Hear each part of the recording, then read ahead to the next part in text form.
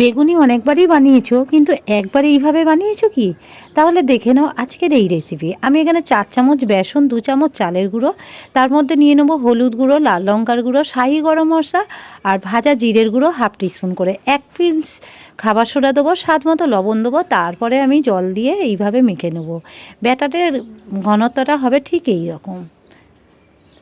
আর বেগুনগুলো দেখো আমি খোসা ছাড়িয়ে নিয়েছি, তোমরা চাইলে নাও পারো, কারণ বেগুনের খোসা ছাড়ায় না, আমি একটু ইচ্ছা হলো ছাড়িয়ে নিয়েছি। আর বেগুনটা একটু মোটা রেখেছি, খুব মোটা না, মানে দোকানে যেগুলো কিনতে পাওয়া যায় তার থেকে একটু মোটা রেখেছি। তারপরে ওই ব্যাটারের মধ্যে খুব ভালো করে অ্যাপ্লাই করে নেবো। কড়াইতে রিফাইন তেল গরম করে গ্যাসের ফ্লেমটা মিডিয়াম রেখে বেগুনিগুলোকে আমি ভেজে নেবো উল্টে পাল্টে। আর দেখো বেগুনিটা খুব সুন্দরভাবে ফুলেছে, আর প্রত্যেকটা বেগুনি এইভাবেই আমি ভেজে নেবো। আর এই বেগুনিটা খেতে দারুণ হয়, স্বাদ হয়, একদম মুখে লেগে থাকার মতো। সন্ধ্যাবেলা চায়ের সাথে একবার বানিয়ে নাও ঝটপট।